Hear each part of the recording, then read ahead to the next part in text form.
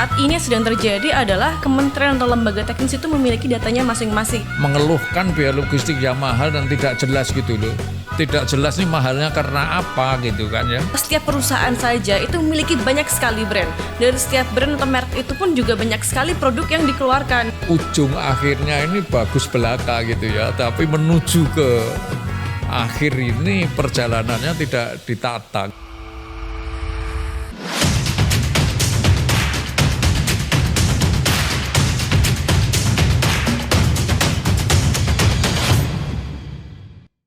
Saya ingin mulai dengan awal dari kenapa kita mendiskusikan ini. Beberapa waktu yang lalu saya mengurus IMB untuk indekosaan gitu. Wah sekarang bagus Pak, sekarang namanya PBG, semuanya digital online. Wah hebat sekali saya pikir. Jadi saya pikir semua lalu bisa saya selesaikan dengan komputer, ternyata di situ banyak pertanyaan. Kamu nomor dokumen lingkungan hidupnya nomor berapa? Loh saya harus ngurus dokumen lingkungan hidup. Sudah ada nomor dari desa tentang izin untuk menutup drainase dan sebagainya banyak. Ternyata itu juga harus diurus masing-masing ke dinas yang bersangkutan. Jadi itu hanya N platform saja. Namanya sistem untuk perizinan bangunan gedung tadi. Lalu saya pikir jangan-jangan sekarang ini yang sedang banyak dibahas tentang Indonesia National Single Window, tentang OSS, ada neraca komoditas. Jangan-jangan seperti itu juga, hanya N platform saja. Sedangkan untuk supply datanya ini mungkin rimba raya begitu, banyak sekali data yang diperlukan. Nah, lalu ini saya perkenalkan Saudari Sofi Wasiat ini meneliti tentang hal itu, asosiat dari PH dan H untuk meneliti tentang bagaimana tentang Indonesia National Single Window dan sebagainya. Kayaknya data itu perlu diatur gitu ya, kesimpulannya ya. Iya, saya setuju. Jika datanya buruk, hasilnya juga buruk gitu. Setuju. Lalu kemarin apa yang dilihat untuk secara umum awal dari penelitiannya Sofi tentang INSW ini dan sebagainya ini? Nah baik Pak Edi, jadi menurut saya yang pertama-tama kita harus bicarakan ini adalah mengenai data Pak Edi.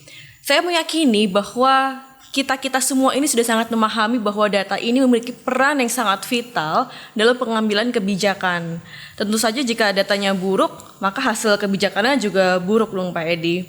Kemudian saat ini juga ada sedang fenomena di Indonesia ini berpikiran bahwa apapun yang digitalisasi itu pasti permasalahan akan serta-merta selesai gitu Pak Edi. Cepat selesai bagus gitu. Iya, begitu okay. Pak Edi. Cuma yang kita kurang pikirkan kembali adalah bagaimana dengan di hulunya Pak Edi. Saya setuju dengan pernyataan Pak Edi bahwa digitalisasi platform ini merupakan end platform saja begitu, hanya di akhir saja, tapi masih sangat sekali banyak permasalahan. Contohnya adalah bagaimana dengan pengumpulan datanya. Saat ini yang sedang terjadi adalah kementerian atau lembaga teknis itu memiliki datanya masing-masing, yang itu kita juga belum tahu mana yang data tersebut dapat diandalkan untuk pengambilan kebijakan seperti bukan itu. Satu itu namanya sistem Indonesia National Single Window itu.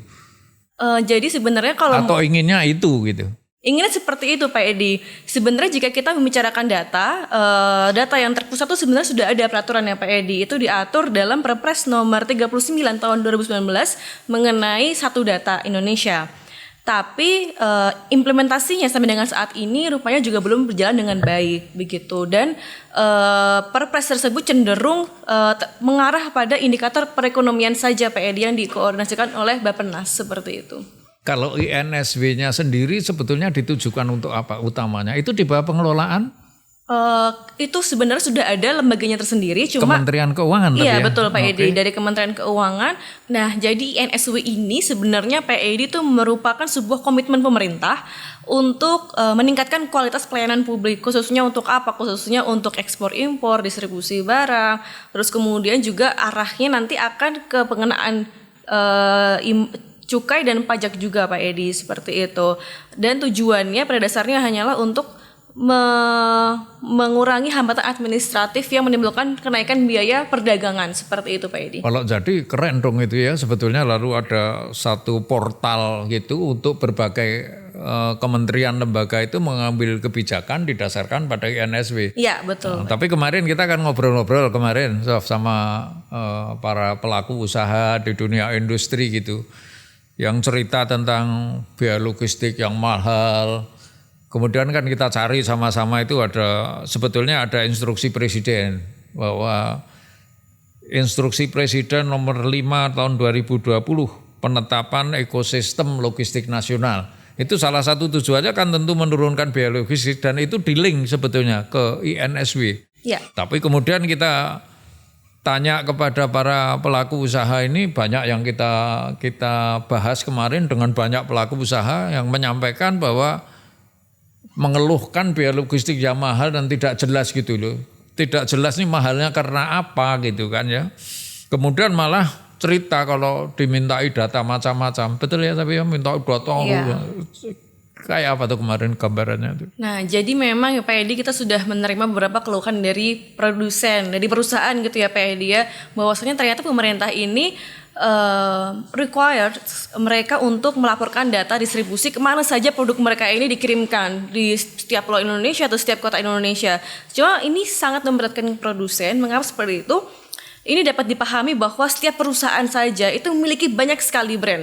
Dari setiap brand atau merek itu pun juga banyak sekali produk yang dikeluarkan, yang diproduksi. Baik seperti macam-macam ukurannya, variannya, ya, itu ratusan ribuan. Beratnya dan sebagainya. Iya Pak Edi, itu sangat memberatkan. Nah, dan yang saya pikirkan saat ini adalah jika memang perusahaan atau produsen itu diminta untuk mengumpulkan data tersebut, apakah sebenarnya pemerintah ini sudah siap, sudah menyiapkan sebuah sistem untuk mengolah data tersebut agar bisa bermanfaat, ataupun juga apakah SDM-nya juga sudah siap. Jangan sampai jika data ini sudah dikumpulkan namun tidak dapat diolah dengan baik dan hanya akan sia-sia seperti itu Pak Edi. Kemudian selain dari INSW ini saat ini juga sudah ada yang namanya neraca komoditas Pak Edi. Mungkin data yang tadi itu dalam rangka untuk membangun neraca komoditas tersebut Pak Edi. Itu bagus ya, neraca komoditas itu saya bisa bayangin seperti yang dijelaskan Sofi kemarin tuh.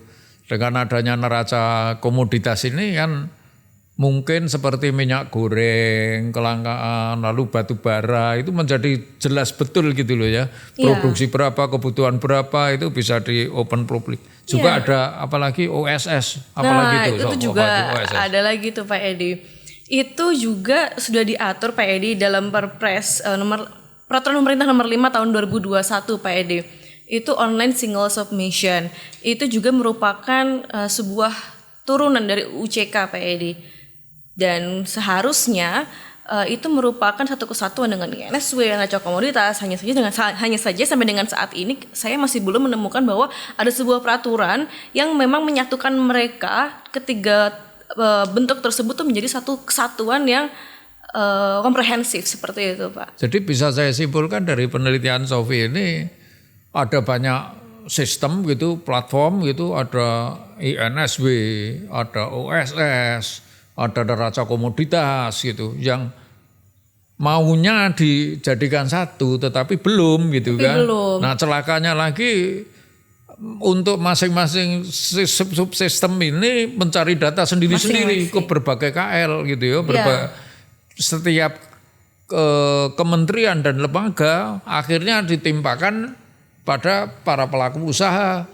Tolong data ini yang demikian banyak gitu. Akhirnya alih-alih sistem ini membuat menjadi ringan malah jadi memberatkan, sepertinya gitu ya. Iya, betul itu. Betul itu Pak Edi, saya sangat jadi yang harus diperbaiki kalau gitu mestinya memang ujung akhirnya ini bagus belaka gitu ya. Tapi menuju ke akhir ini perjalanannya tidak ditata gitu. Sepertinya gitu. Betul ya. Betul Pak Edi. Oke.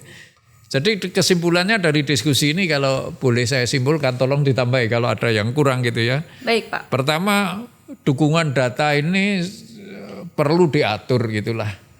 Jangan masing-masing kementerian lembaga juga lalu membangun struktur datanya sendiri gitu. Bagusnya kementerian koordinator lah. Iya, terpusat gitu ya Pak Edi ya. Struktur datanya juga komprehensif itu. Kita kemarin kan guyonan Sofi itu. Jangan-jangan permintaan data yang demikian besar itu nanti akhirnya juga nggak diapa-apain gitu kan. Iya. Akhirnya capek-capek seluruh pelaku usaha harus melakukan, akhirnya nggak dipakai apa-apa, jadi harus bermanfaat gitu. Jangan memberatkan lah pelaku usaha. Kemudian yang terakhir yang menurut saya sangat penting gitu. Presiden sudah memerintahkan satu data. Ini masing-masing cari data.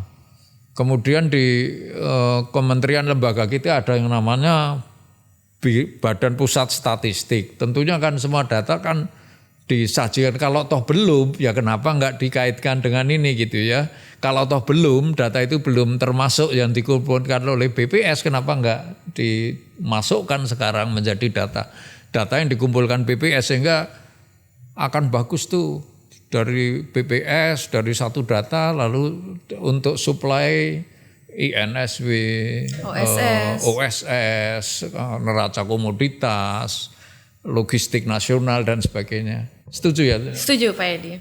Demikian para pemirsa sekalian diskusi kita tentang rimba raya data ini dan N-platform yang sebetulnya sangat bagus untuk kebijakan publik. Akan tetapi dukungan datanya belum dalam satu struktur yang komprehensif, sederhana gitu, sehingga pada akhirnya alih-alih mendatangkan manfaat bagi dunia usaha, bagi industri, tapi malah menjadi berat untuk mensuplai berbagai data yang setiap kementerian lembaga akan membangun datanya sendiri-sendiri. Terima kasih, sampai ketemu lagi.